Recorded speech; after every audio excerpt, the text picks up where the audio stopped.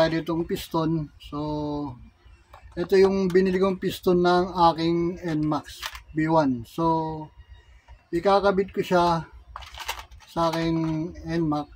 So, sa setting ko muna tong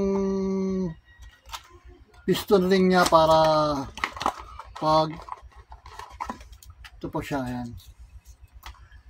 So, setting ko muna rito yung piston ring niya, yung mga piston ring niya. Pag sinalpa ko na sa aking NMAX, sa head ng aking NMAX ay hindi na tayo mag-ano pa. So, ito siya guys. Tuturo ko sa inyo kung paano ikabit yung mga piston ring nito, yung mga oil ring. Yan. Ito siya guys. Tara, samahan nyo ako.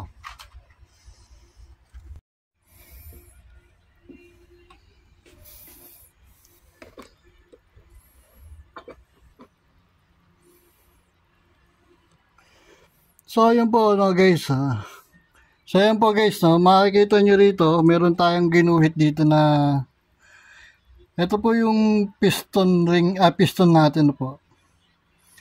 Dito natin po ilalagay yung oil ring. Tapos yung dalawang katabi niya na oil ring din na pinaka-cover niya to. Dalawa dito siya. So, guys, ito uunahin po muna natin tong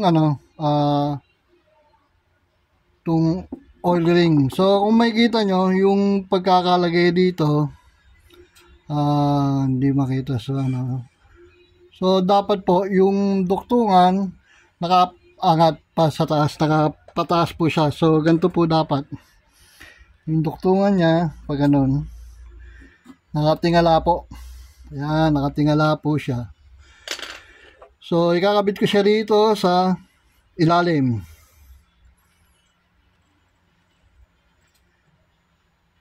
Unahin po natin to rito.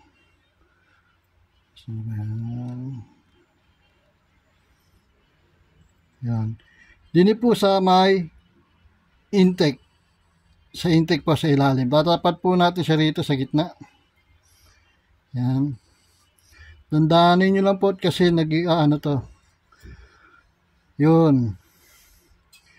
So, nasa gitna siya. Kung nakikita nyo, yun, yung pinaka-spacer nga nandun, dito sa gitna nito.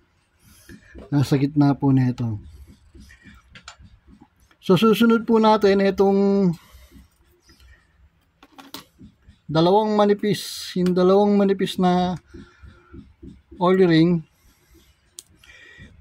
Dito naman po natin siya itatapat dito sa Kailangan po kasi wag tumapat sa sa butas na to eh. So dapat dito po.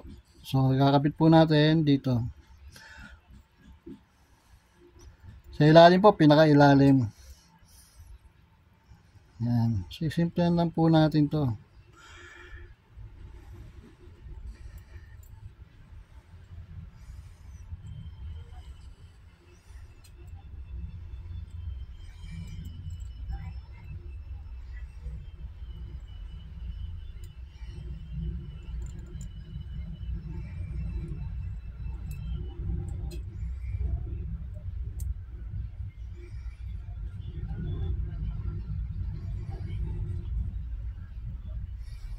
Yan po yung gap niya nandito sa kabilang side. So yung isa naman po ang kakabit natin, itong isa. Dito naman po siya sa kabila, sa kabilang guhit na nilagyan ko ng tanda.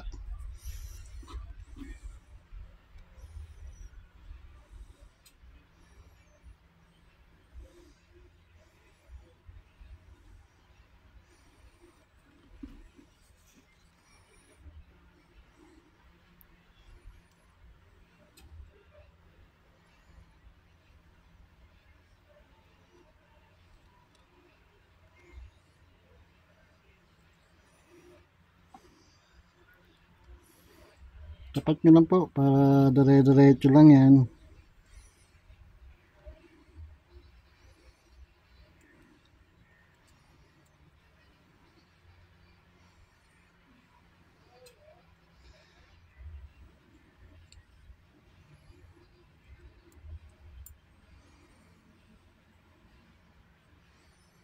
Yan So yung space niya, kung mapapansin nyo, dito siya po nakatapat sa gilid na to. Yan.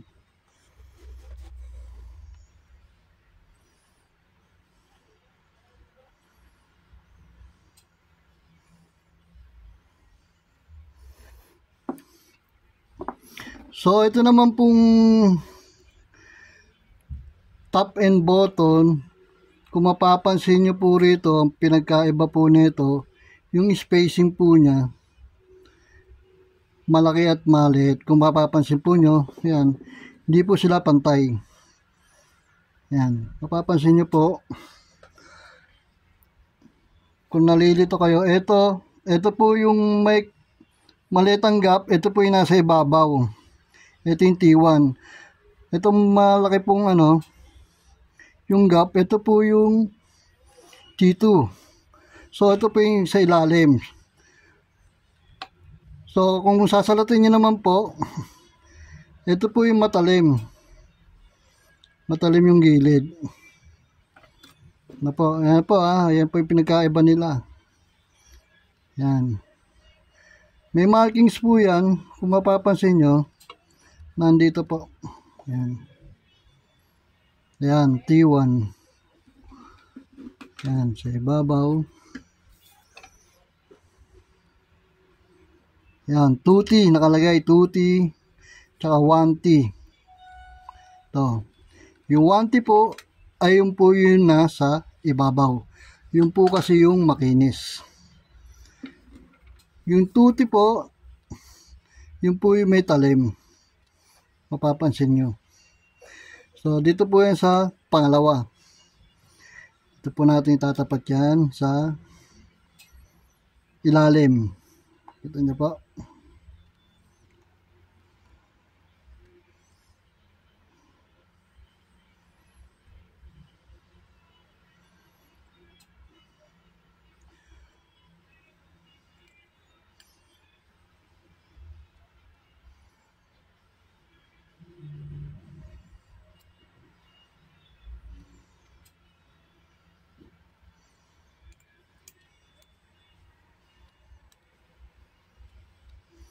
Yun. Ito nyo.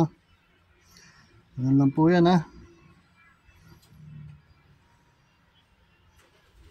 Pag ikakabit nyo po, kailangan checkin nyo rin po ito para kasi madali po ito gumagalaw. So, dapat po chinecheck nyo rin. So, ito pong T1. Ito po yung sa ibabaw. Ito po yung makinis. At dito naman po natin siya itatapat.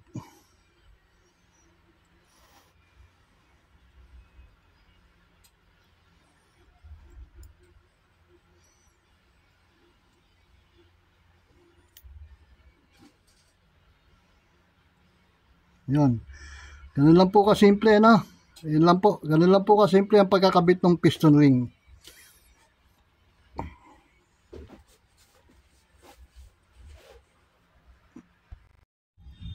So, ito po. Naikabit ko na yung mga ring niya. So,